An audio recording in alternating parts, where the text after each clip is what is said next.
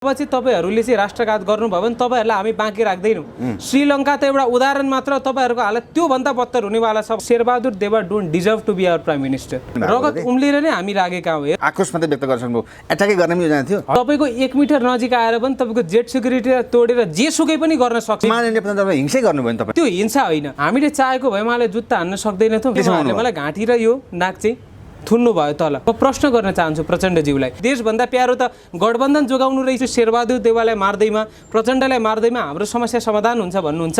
ब्वासोको सन्तान पनि ब्वासो हुन्छ। नेपाल आमाको अस्मिता बेचिदिने आर्जु राणा देवाको मार्फत चाहिँ शेरबहादुर देवालाई कठपुतली बनाएका छन्। हामी बिकेका छैनौँ। मलाई चाहिँ तान्दा हजुरको मैले चाहिँ एमसीसी को विरोध गरिरहँदा, एसपीपी को गरिरहँदा मलाई तान्दा चाहिँ टाक पनि चुटिएको छ। प्रचण्ड पनि के हुन्, राष्ट्रघाती हुन् कि देशद्रोही हुन्, नेपाललाई नेपाल जस्तो बनाउनु पर्छ भने र धर्मनिरपेक्षताको काम छैन यो देशमा। अर्जुनजी स्वागत छ हजुरलाई। धन्यवाद। प्रधानमन्त्री देउवालाई एक किसिमको विभिन्न किसिमका परिभाषा गरियो, एट्याक गर्नुभयो अथवा उहाँलाई विरोध गर्नुभयो, उहाँलाई चाहिँ त्यसरी गर्न सक्ने शक्ति तपाईमा आयो, कहाँबाट आयो, कसरी आयो, सुरुवात गरौँ न यहाँबाट। हजुर, हामीले चाहिँ केही वर्ष अगाडिदेखि आफ्नो यात्रा चाहिँ जननी जन्मभूमिश्च स्वर्गादपि गरियसी भन्ने चाहिँ मूल ध्येयका साथ चाहिँ हामीले हाम्रो यात्रा तय गरेका थियौँ। त्यतिखेर थुप्रै साथीहरू हुनुहुन्थ्यो, आज उहाँहरू विभिन्न राजनीतिक दल पार्टीहरूमा हुनुहुन्छ। तर हामीलाई चाहिँ के लाग्यो भन्नुहुन्छ भने यो देशको राष्ट्रपति भनेको एउटा स्वाभिमानी हुनुपर्छ, जसले राष्ट्रको हितमा निर्णय लियोस्, राष्ट्रको स्वार्थ विपरीतमा विदेशी शक्तिको स्वार्थ परिपूर्ति गर्नका निमित्त होइन कि हाम्रो देशको हितका निमित्त। विदेशीको स्वार्थ भनेको त्यो तेस्रो चौथो प्रायोरिटीमा आउँछ। सबैभन्दा अगाडि यो हाम्रो देशको हितमा छ कि छैन, यो आर्थिक समृद्धिका हाम्रा जुन लक्ष्य छ त्यो परिपूर्ति गर्नका निमित्त चाहिँ यसले कति हजुरको प्रतिफल पुर्याउँछ भन्ने यस्ता कुराहरूलाई विश्लेषण गरेर निर्णय गर्ने खालको नेतृत्व चाहिन्छ। तर 46 सालको आन्दोलनपछि पञ्चायत अन्त्य भइसकेपछि यस्तो कुनै पनि निर्णय देखिएन जुन नेतृत्व तहबाट चाहिँ राष्ट्रको हितमा लिएको होस्। बरु रातारात सङ्कल्प प्रस्तावको नाममा नेपाली जनतालाई दिग्भ्रमित गरेर महाकाली सन्धि पास गरियो। रातारात राष्ट्रघाती एमसीसी जुन हाम्रो पञ्चशीलको सिद्धान्तको विपरीतमा छ। यो अहिले सेनाले बुट बजार्ने भन्ने कुरालाई अनुदान आउँछ भन्ने गरिएको हो नि, होइन। सेनाले हजुरको यहाँ बुट बजार छ लगायतका कुराहरू, यो केही विषयहरू अतिरञ्जित गरिएको, त्यो कुरामा हामी प्रवेश गर्नै पर्दैन। हामी एउटा पञ्चशीलको सिद्धान्त मान्ने, हामी असंलग्न परराष्ट्र नीति हाम्रो परराष्ट्र नीति छ। त्यसै कारणले गर्दा यो हाम्रो नीतिको विपरीत छ। नीतिको विपरीत भएपछि अरू कुरै गर्नु परेन। यो हाम्रो राष्ट्र हितमा छैन। देश विकासको लागि उहाँदेखि अनुदान आउँछ भने नीतिलाई के कुरा आएर हेर्नुहोस्, अनुदानको लागि के हामीले हाम्रो स्वाभिमान नेपाल आमाको अस्मिता बेचिदिने, नेपाल आमाको सार्वभौम सत्ता बेचिदिने, अनुदानको नाममा चाहिँ अब हामीले हाम्रो देशको हजुरको अस्तित्वसँग चाहिँ खिलवाड गर्ने हो त, कम्प्रोमाइज गर्ने हो त? यो पनि त ठुलो प्रश्न छ नि त। तपाईले यति धेरै सबै कुरा सोचेर हिजो प्रधानमन्त्री देवलाई एट्याक गर्न खोज्नु भएको हो? हजुर, यो सबै कुरा सोचेर प्लान थियो अथवा आक्रोश थियो तिमीले जन्म? हाम्रा 3 मूल एजेन्डाहरूका साथ हामी चाहिँ प्रस्तुत भएको स्वतन्त्र नेपाली नागरिकको हैसियतले सम्माननीय प्रधानमन्त्रीज्यू समक्ष त्यो प्रधानमन्त्री पदलाई म सम्मानीय भन्दैछु। मैले बारम्बार भन्दै आएको चाहिँ Sher Bahadur Deuba don't deserve to be our prime minister. उहाँ हाम्रो प्रधानमन्त्री भन्ने लायकको पात्र नै होइन। किन जनताले बनाएको छ उहाँलाई? हेर्नुहोस्, उहाँ जनताले पुरै वैधानिक रूपमा बनाएको होइन। सर्वप्रथम त शेरबहादुर देवाका हरेक निर्णय पछाडिबाट उहाँका श्रीमती अर्धाङ्गिनीले गर्नुहुन्छ। कसरी गर्नुहुन्छ? प्रमाण चाहिन्छ। जुन चाहिँ अमेरिकाको इसारामा, जुन चाहिँ अमेरिका र तपाईँको युरोपियन युनियनको चाहिँ स्वार्थ परिपूर्ति गर्नका निमित्त चाहिँ आर्जु राणा देवाको मार्फत चाहिँ शेरबहादुर देवालाई कठपुतली बनाएका छन्। यही स्लोगन जब उहाँको विदेशमा बिहा भयो, तपाईँको अमेरिकासँग एउटा चाहिँ मध्यस्थकर्ताको हिसाबमा भयो भन्नेमा आरोप त्यही ल्याउन पर्ने तपाईँले पनि। एउटा कुरा म तपाईँलाई के भन्न चाहन्छु भने आज जुन इसाईकरणको ठुलो अभियान यो देशमा चलिरहेको छ एनजिओ मार्फत, जुन देशमा विभिन्न राष्ट्रघाती गतिविधिहरू चलिरहेको छन्, त्यसको मूल नेतृत्व भनेको तपाईँको ब्याकग्राउन्डमा हेर्नुहुन्छ भने प्रष्ट रूपमा त आउनु भएको छैन। आर्जु राणा देवा हुनुहुन्छ। देशका लागि विकास भएन, आयोजना आएन देशका लागि। त्यस्तै एनजिओको काम के हो भन्नुहुन्छ भने ह्युमन राइटका मुद्दाहरूमा, तपाईँका सिभिल राइटका मुद्दामा, एजुकेसन, हेल्थ, सबै एनजिओका आफ्नो एउटा सर्टेन एउटा अब्जेक्टिभ हुन्छ। त्यो अब्जेक्टिभलाई इस्टाब्लिस गर्नका निमित्त, सोसाइटीमा फुलफिल गर्नका निमित्त त्यो अर्गनाइजेसनले काम गर्ने हो। तर यहाँ 90% इन्टरनेसनल नन गभर्मेन्टल अर्गनाइजेसनहरू चाहिँ पोलिटिकल मिसनको रूपमा युरोपियन युनियनको स्वार्थभित्र आएर, अमेरिकाको स्वार्थभित्र आएर चाहिँ आइएनजीहरू चाहिँ यहाँ सक्रिय छन्। र यसको सबैभन्दा ठुलो उदाहरण म दिन चाहन्छु। नेपालमा पछिल्लो 10-15 वर्षदेखि पोलिटिकल मिसन जुन चाहिँ हामीले प्रष्ट रूपमा देखेको छौँ, इसाईकरण, हातमा पैसा दिएर तपाईँको हिन्दूहरूलाई, बुद्धिस्टहरूलाई, किराँतीहरूलाई भ्रमित गरेर धर्म परिवर्तन गर्न खोजिँदैछ। र अरू थुप्रै यस्ता उदाहरणहरू पनि छन्। त्यसै कारणले गर्दा चाहिँ अब एसपीपीकै उदाहरण म तपाईँलाई दिन चाहन्छु। एसपीपीको हजुरको मुद्दा त अब भइसक्यो भनेर त स्पष्ट रूपमा नेतृत्व तहबाट चाहिँ जनतालाई सम्बोधन गर्नुभएको हो। तर अहिलेसम्म पनि कूटनीतिक तहबाट यदि हो भने संयुक्त राज्य अमेरिकालाई कूटनीतिक तहबाट पत्रचार किन उहाँहरूले गर्न सक्नुभएको छैन, किन पत्रचार गर्ने ल्याकत राख्न सक्नुभएको छैन, यो सबैभन्दा ठुला आज हाम्रो नेतृत्व तहहरूलाई प्रश्न हो। अर्को के हो भन्नुहुन्छ भने एमसिसीको जुन व्याख्यात्मक घोषणा भन्नुभयो, महाकाली सन्धिमा पनि त्यो सङ्कल्प प्रस्ताव भनेर भन्नुभएको थियो। त्यो सङ्कल्प प्रस्तावको औचित्य के थियो त? जसरी महाकाली सन्धिमा सङ्कल्प प्रस्तावको कुनै औचित्य थिएन, जनतालाई दिग्भ्रमित गर्ने नै त्यो सङ्कल्प प्रस्तावको औचित्य थियो, त्यो सेम रणनीति चाहिँ एमसिसीमा पनि प्रयोग गरिएको हो भन्ने चाहिँ हामी देशभक्त नेपाली जनताहरूको मान्यता रहेको छ। यत्रो दिनसम्म चाहिँ तपाईँहरूले कहाँ जानुभयो त? किन होइन यस्तो छ, एमसिसी पास हुन्जेलसम्म तपाईँ हराउनु भयो, एसपी पनि कहिले पास हुन्जेलसम्म हराउनु भयो, हिजो एट्याक किन गर्नुभयो? होइन एसपिपीमा पनि हामी सडकमै थियौँ। यहाँ के छ भने हामी अलिकति फरक गर्दाखेरि मात्र मिडियाले अब अटेन्सन दिने गर्नुहुन्छ। मिडियाले हामीलाई अटेन्सन दिएपछि मात्र जनता समक्ष चाहिँ हाम्रा कुराहरू पुग्ने गर्छन्। त्योभन्दा अगाडि पनि हामी माइती घरमण्डलामा बानेश्वरमा बारम्बार नेतृत्वहरूलाई दबाब दिँदै आइरहेका थियौँ। एमसिसी पास हुन्छ त बिकिसके, तपाईँले त बिकिसक्नु भन्ने आरोप लाग्यो। होइन हामी बिकेका छैनौँ, हामीले एकदमै जोरदार प्रयास गरेका थियौँ र अहिले पनि हाम्रो जुन संयुक्त नागरिक आन्दोलन छ, यो नागरिक आन्दोलनका मैले भनिसकेका छु 3टा मुख्य उद्देश्य रहेका छन्। नागरिक विधेयकका जुन 2टा राष्ट्रघाती प्रावधान छन्, अङ्गीकृत नागरिकतालाई चाहिँ तत्काल हजुरको विवाह गर्ने बित्तिकै समयावधि नतोकिकन नागरिकता दिने र अर्को भनेको चाहिँ हजुरको जुन एउटा संरक्षक राखेर चाहिँ वंशजको आधारमा चाहिँ बुवा आमाको अत्तोपत्तो नभए पनि राष्ट्रिय तथ्याङ्कमा उहाँहरूको चाहिँ नाम नभए पनि चाहिँ उहाँहरूलाई चाहिँ वंशजको आधारमा नागरिकता दिने भन्ने दुई चाहिँ खुला सिमानाको कारणले गर्दा, भारतको इन्टेन्सनको कारणले गर्दा र हाम्रो भूराजनीतिक अवस्थालाई विश्लेषण गर्ने हो भने यो 2टा प्रावधान चाहिँ राष्ट्रिय स्वार्थ र हित विपरीत छ। त्यो कारणले गर्दा यो 2टा प्रावधान चाहिँ खारेज गरिनुपर्छ।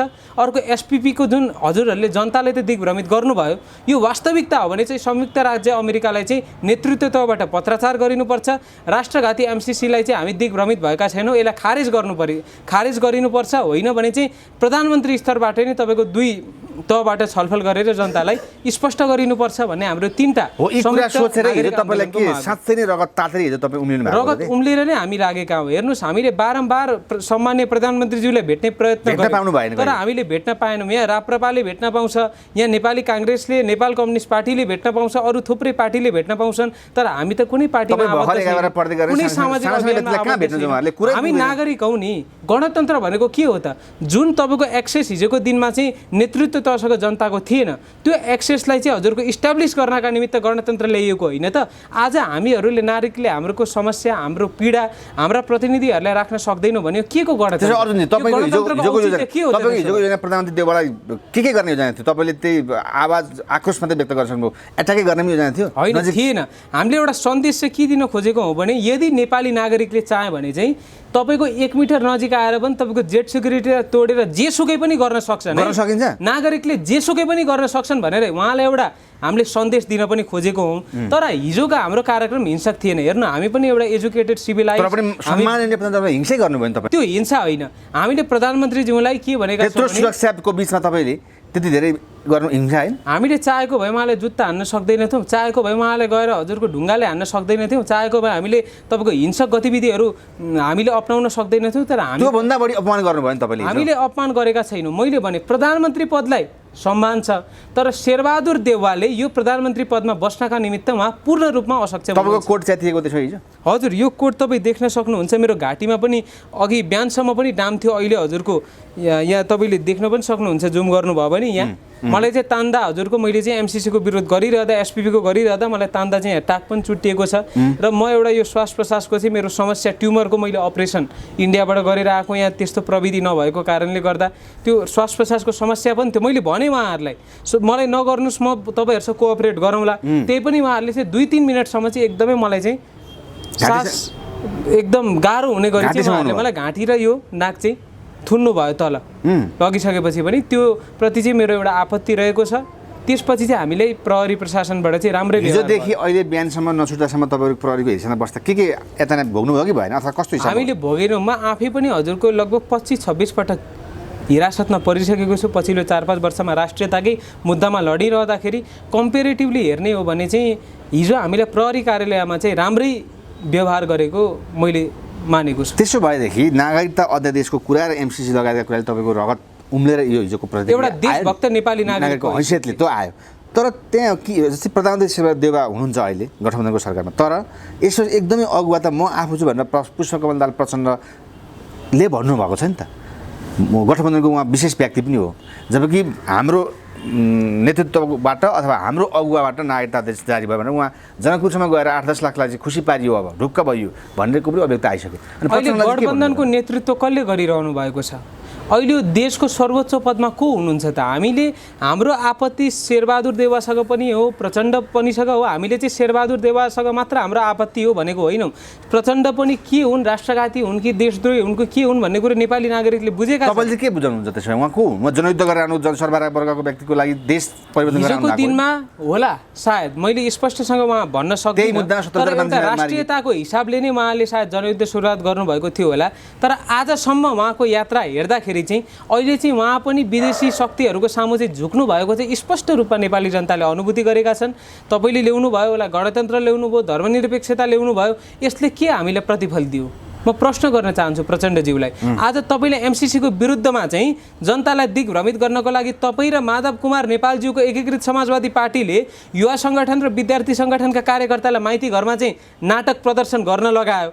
भरे एउटा व्याख्यात्मक घोषणामा को चाहिँ एउटा बहानाबाजी गरेर जब गठबन्धन नै टुट्ने ठुलो यहाँ तपाईँको एउटा डर भयो, ठुलो चुनौती उहाँहरूको अगाडि आयो, त्यसपछि त उहाँहरूलाई त देशभन्दा प्यारो त गठबन्धन जोगाउनु रहेछ भन्ने कुरो त त्यो घटनाक्रमबाट पनि चाहिँ हामीले चाहिँ हेर्न पायौँ। एमसिसीदेखि नै गठबन्धनको रक्षा र अहिले पनि गठबन्धनकै कारणले हामी यो वैवाहिक 7 वर्ष चाहिँ गर्न बाध्य भयो भनेर माओवादीले भनिसकेको छ नि। हो, कति प्यारो रहेछ, यो सत्यता हो।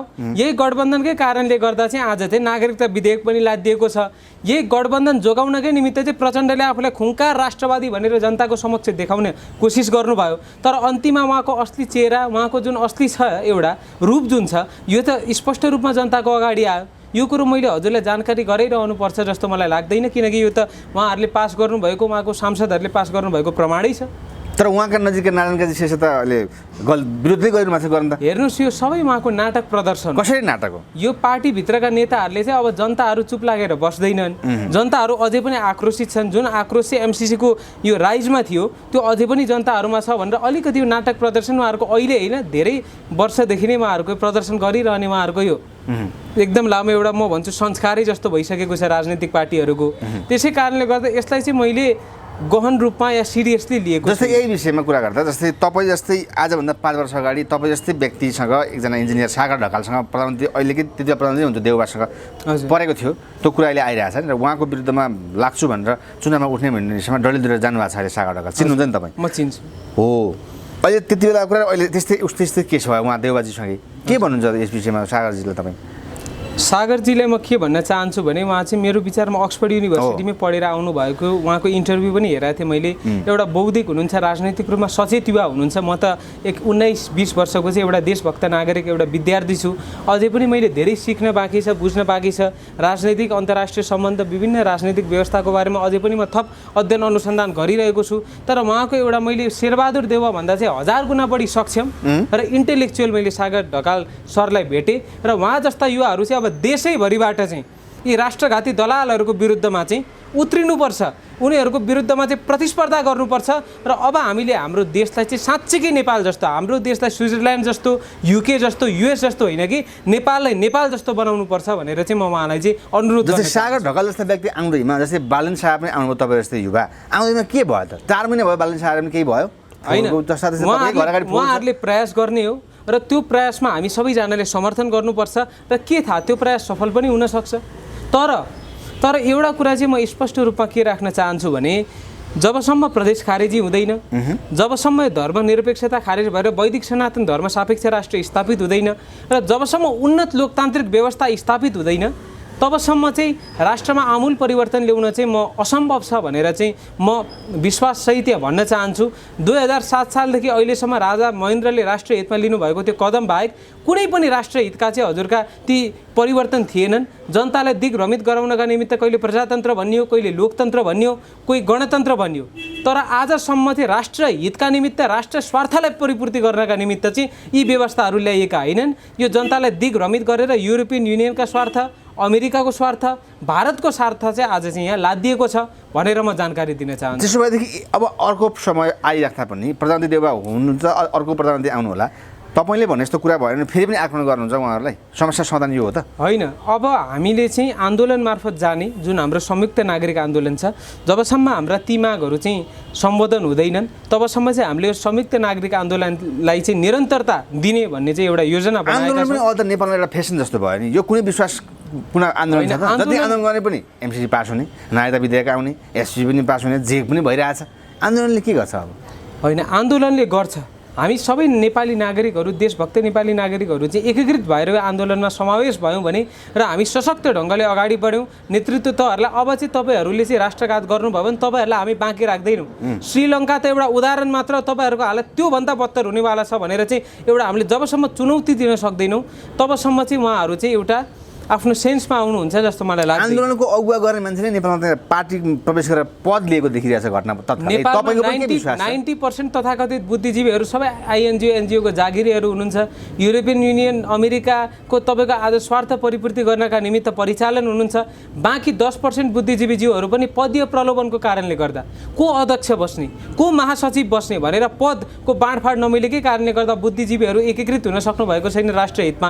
यो कटु सत्य हो, यो तितो सत्य हो। यो सत्यलाई मैले पनि स्वीकार्छु। र केही हाम्रो अभियन्ताहरूले चाहिँ सुरुमा एउटा राष्ट्रियताको मुद्दा उठाउनु भयो, तर पछि चाहिँ आफ्नो व्यक्तिगत आर्थिक रूपमा र राजनीतिक रूपमा आफूलाई स्थापित बनाउने मात्र काम गर्नुभयो। यो पनि सत्य हो। र उहाँहरूलाई मैले बारम्बार विनम्र अनुरोध गरेको छु, आउनुहोस् हामी सबै एकीकृत हौँ, तपाईँको नेतृत्वमा हामी आउन तयार छौँ, राष्ट्रिय हितका मुद्दाहरू उठाउनुहोस्, राष्ट्रियताको मुद्दा उठाएर अगाडि बढौँ भनेर विनम्र अनुरोध गर्दा पनि उहाँहरू मान्नु भएन। योभन्दा बढी हामीले चाहिँ कति उहाँहरूलाई अनुरोध गर्ने? यो नेतृत्व चाहिँ कसैले होइन, नेपाली नागरिकले गर्ने हो। अहिलेका नेपाली देउबा प्रचण्ड उनी नेपाली नागरिक होइन? उनीहरू कति वर्षदेखि जेल नेल एउटा चाहिँ तपस्या गरेर नेपालका विदेशी एजेन्टहरू भन्छु म। शेरबहादुर देउबा प्रचण्ड ज्यूहरूलाई चाहिँ नेपाली एजेन्टहरू होइन कि नेपाली अनुहारका विदेशी एजेन्टहरू डाइरेक्ट भन्न सक्नुहुन्छ तपाईँ? नेपाली अनुहारका त छन्, तर उहाँहरूको काम के हो भने विदेशीको स्वार्थ परिपूर्ति गर्नका निमित्त प्रतिनिधि सभामा चाहिँ तपाईँको उहाँहरूका विधेयक पास गरिदिनका निमित्त चाहिँ कठपुतलीको काम गर्नुभएको छ भनेर म तपाईँलाई उदाहरणको लागि रविन्द्र मिश्र जस्ता व्यक्ति त्यसै गरी नयाँ अनुहार आउने, नयाँ सुशासनको लागि आउने भन्दा भन्दै उहाँले सक्नु भएन। होइन, उहाँले त आफ्नो पार्टी जोगाउन सक्नु भएन। उहाँले पार्टी जोगाएर आफ्नो विचारसहित अगाडि आउन पाउनुहुन्थ्यो। एउटा सानो पार्टी जुनले चाहिँ हजुरको संसदमा अहिलेसम्म 1 सिट पनि जितेको थिएन, त्यति सानो पार्टी यदि उहाँले टिकाउन सक्नु हुँदैन भने उहाँले चाहिँ ठुलो 2/3 सरकार ल भनौँ बनाइ पनि हाल्नुभयो भने त्यो टिकाउन सक्नुहुन्छ भन्ने चाहिँ के प्रमाण छ? जनताले उहाँलाई सानो सानो गर्न दिएन, जनताले विश्वास गरेन नि त। होइन, नगरेको होइन। यदि उहाँले चाहिँ आफ्नो गतिविधिलाई निरन्तरता दिइरहनु भएको भए मेरो विचारमा योपालि उहाँको कम्तीमा पनि धेरै नभए 17-18 सिट आउँथ्यो। कम्तीमा एउटा प्रतिपक्षको भूमिका चाहिँ उहाँले निर्वाह गर्न सक्नुहुन्थ्यो जस्तो मलाई लाग्छ। तर उहाँ तपाईँको चुनाव अगाडि नै आफ्नो चाहिँ बाटोबाट चाहिँ भ्रमित हुनुभयो। उहाँले चाहिँ एउटा आफ्नो सानो पार्टीलाई पनि जोगाउन सक्नु भएन, जसले गर्दा चाहिँ उहाँको नेतृत्वको क्षमतामा चाहिँ अलिकति प्रश्न चिन्ह उठ्यो भन्ने चाहिँ त्यसैदेखि देशमा अब के राजाको आवश्यकता भएको? देशमा अब राजाको आवश्यकता भएको होइन, देशमा अब उन्नत लोकतान्त्रिक व्यवस्थाको आवश्यकता भएको हो। जबसम्म उन्नत लोकतान्त्रिक व्यवस्था स्थापित हुन सक्दैन, वैदिक सनातन धर्म सापेक्ष राष्ट्र स्थापित हुन सक्दैन, तबसम्म देशमा परिवर्तन सम्भव छैन। र राजा पनि बहुमत तपाईँका नागरिकहरूको चाहना छ भने सांस्कृतिक राज संस्था, संवैधानिक राज संस्थालाई स्थापित गर्न सकिन्छ। तर कुन हिसाबले भन्नुहुन्छ भने हाम्रो देशको राष्ट्रपति जसरी देशको प्रतिनिधित्व विदेशमा गर्ने हिसाबले, तर कार्यकारी भूमिका, कार्यकारी शक्ति भनेको चाहिँ प्रधानमन्त्रीमै निहित हुन्छ। यो कुरा चाहिँ म जानकारी दिन चाहन्छु। धेरै साथीहरूले राज संस्थालाई अप्रजातान्त्रिक भन्नुहुन्छ। वर्ल्डको सबैभन्दा डेमोक्रेटिक कन्ट्री कुन हो थाहा छ तपाईँलाई? सिभिल राइट, ह्युमन राइट सबै कुरालाई चाहिँ क्यालकुलेट गरेर चाहिँ युके लगायतका धेरै तपाईँको इकोनोमिक अर्गनाइजेसनहरूले पनि लिस्टमै कसलाई राखेका छन् थाहा छ? नर्वेलाई राखेको छ। नर्वेको हामीले विभिन्न तपाईँका राजनीतिक नेताहरूले पनि उदाहरण दिने गर्नुहुन्छ। कति एउटा खुसी तपाईँको राष्ट्र छ, कति हजुरको मौलिक अधिकार, नैसर्गिक अधिकारहरू चाहिँ निःशुल्क रूपमा चाहिँ जनताले पाएका छन्, गुणस्तरीय प्राप्त गरेका छन्, सुख सुविधा भनेर हाम्रो नेतृत्वले उदाहरण दिनुहुन्छ। तर संसारकै सबैभन्दा बढी डेमोक्रेटिक कन्ट्रीको राजनीतिक व्यवस्था संवैधानिक राज संस्था सहितको समानुपातिक संसदको व्यवस्था छ। संवैधानिक राज संस्था हुँदाहुँदै पनि वर्ल्डको सबैभन्दा डेमोक्रेटिक राष्ट्र कसरी भयो त नर्वे?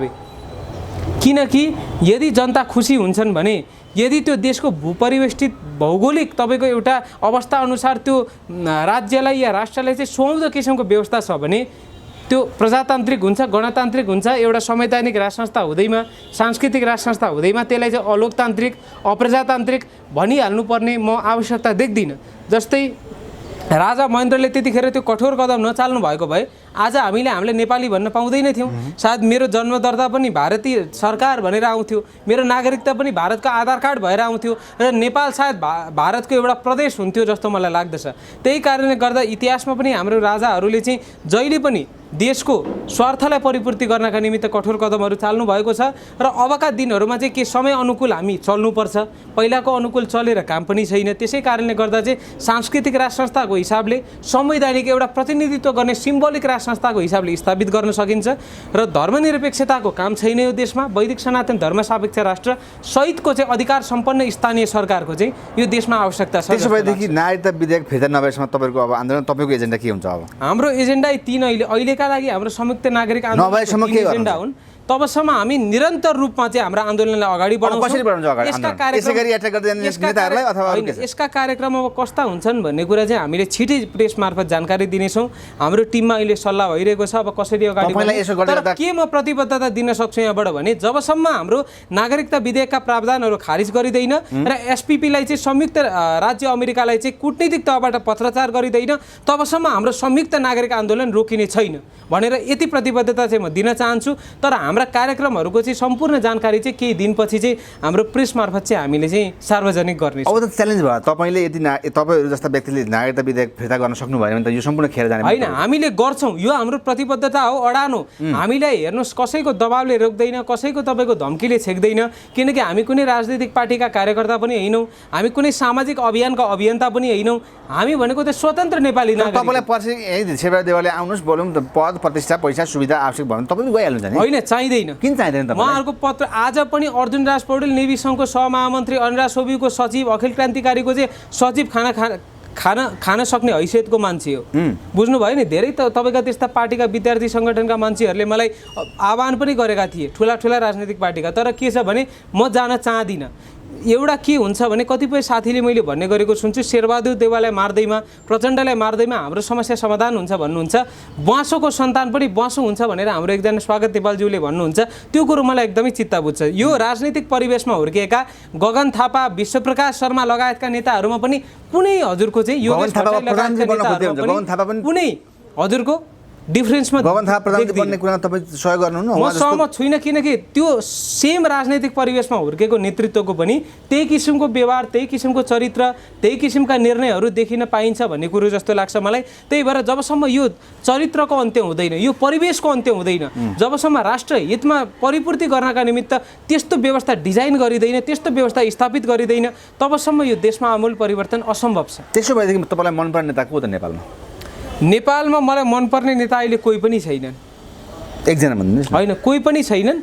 तर कम्पेरेटिभली हेर्नु पर्दाखेरि चाहिँ अहिले राजेन्द्र लिङ्गदेनज्यूले चाहिँ जसरी संसदमा पनि हजुरको एउटा राष्ट्रभक्ति पूर्ण अभिव्यक्तिहरू राख्नुहुन्छ र नेकपा एमालेको जुन हाम्रो भीम रावल हुनुहुन्छ उहाँ पनि मलाई मनपर्ने नेता हुनुहुन्छ, किनकि उहाँले बारम्बार जब राष्ट्रियतामाथि चाहिँ सवाल आउँछ, यो देशको अस्मिता र सार्वभौम सत्तालाई चाहिँ खण्डन गर्ने गरी चाहिँ हाम्रा देशका नेताहरूले निर्णय गर्नुहुन्छ, च्यालेन्ज गर्ने गरी निर्णय गर्नुहुन्छ, तब भीम रावलज्यूले चाहिँ आफ्नो मान, प्रतिष्ठा, आफ्नो पद यसको कुनै तपाईँको लोभ लालच नगरिकन चाहिँ एकदम अडानका साथ, देशभक्ति भावनाका साथ चाहिँ उहाँले आफ्नो अभिव्यक्तिहरू प्रस्तुत गर्नुहुन्छ। राजाका चाहिन्छ भन्नु त्यो हिसाबले चाहिँ राजेन्द्र लिङ्गदेन र भीम रावल मलाई मनपर्ने होइन। उहाँले राजा चाहनुहुन्छ भनेर मेरो फेभरेट नेता भनेको होइन। जसरी उहाँले कङ्ग्रेसको महाधिवेशनमा चाहिँ आज तपाईँका गाउँ गाउँमा जाँदाखेरि नेता आउँदाखेरि चाहिँ हाम्रो गाउँमा चोर आउँदैछ है चोर भन्नुभयो, त्यतिखेर जनताको प्रतिक्रिया के थियो? कोही नेता छ यस्तो जसले चाहिँ अझै राष्ट्रिय नेताहरूकै अगाडि यसरी खुला रूपमा चाहिँ हजुरको यो कटु सत्य बोल्न सक्नुहोस्? त्यस्तो नेता मैले राजेन्द्र लिङ्गदेन देखेँ। त्यो हिसाबले राजेन्द्र लिङ्गदेन सरको अब अरू एजेन्डाहरू पनि जस्तो भ्रष्टाचार मुक्त हाम्रो देश, प्रत्यक्ष निर्वाचित कार्यकारी प्रमुख, हजुरको प्रदेश खारेजी, यी मुद्दाहरूमा मेरो सहमति पनि छ। हामी सबै नेपाली जनताहरूको चाहिँ एउटा समर्थन पनि रहेको छ। त्यो हिसाबले राजेन्द्र लिङ्गदेन र डाक्टर भीम रावल चाहिँ मलाई मनपर्ने नेता हुन्। रवि लामिछाने आउँदै हुन्छ नि देशको ढोकढोकी भगवान, उहाँले स्वागत छ। उहाँ एउटा देशभक्त राष्ट्रवादी पत्रकार हुनुहुन्छ, अवश्य पनि सहयोग गर्छौँ। उहाँहरूको एजेन्डा देशको पक्षमा छ, राष्ट्रियताको पक्षमा छ भने हामीले सहयोग गर्छौँ। राष्ट्रियताको पक्षमा छैन, उहाँहरू पनि फेरि त्यही युरोपियन युनियन र अमेरिकाबाट चाहिँ परिचालित हुने प्रयत्न गर्नुभयो भने फेरि खुला रूपमा विरोध पनि गर्छौँ। कमाउनका लागि को चाहिँ हजुरको समर्थन लिनका लागि चाहिँ हामीले चाहिँ नराम्रोलाई राम्रो, राम्रोलाई नराम्रो भन्दैनौँ। जे सही छ त्यसलाई सही, जे गलत छ त्यसलाई गलत भन्ने मेरो चरित्र हो र म त्यो गर्छु। रवि लामिछानेको आवश्यकता छैन त्यसो त्यसमा होइन रवि लामिछाने अगाडि बढ्नुहोस्, उहाँले राष्ट्रको हितका निमित्त त्यस्ता एजेन्डाहरू ल्याउनु भयो भने उहाँले समर्थन गरिन्छ। तर उहाँले अब राष्ट्र हितका एजेन्डाहरू ल्याउनु भएन, उहाँको पनि गतिविधिहरू चाहिँ अलिकति हजुरको कोही बाहिरी शक्तिबाट चाहिँ प्रभावित देखियो भने चाहिँ उहाँलाई समर्थन गर्ने हामी अहिले त्यस्तो केही देखिएको छैन। होइन अहिलेसम्म त्यस्तो देखिएको छैन। अब आगामी दिनहरूमा यो कुरो चाहिँ थाहा हुनेछ। अन्तिममा प्रचण्ड देउवालाई सल्लाह के छ? हामी के भन्न चाहन्छौँ भने अब तपाईँहरू राजनीतिबाट सन्यास लिनुहोस् र अब हजुरका युवा पुस्ताहरूलाई हस्तान्तरण गर्नुहोस् र सक्नुहुन्छ भने चाहिँ यो व्यवस्था परिवर्तन त हामीले गरेरै छोड्छु। प्रत्यक्ष निर्वाचित कार्यकारी प्रमुख, प्रदेश खारेजी, वैदिक सनातन धर्म सापेक्ष राष्ट्रिय देशमा हामी स्थापित गरेरै छाड्छौँ। तर तपाईँहरूले गर्नुहुन्छ भने पनि गर्नुहोस्, हामी चाहिँ गाडेरै छाड्छौँ र तपाईँहरू चाहिँ राजनीतिबाट अब सन्यास लिनुहोस्, नाति नातिना खेलाउनुहोस् भनेर चाहिँ विनम्र अनुरोध गर्न चाहन्छौँ। धन्यवाद। हस्, थ्याङ्क यू। हस्, धन्यवाद।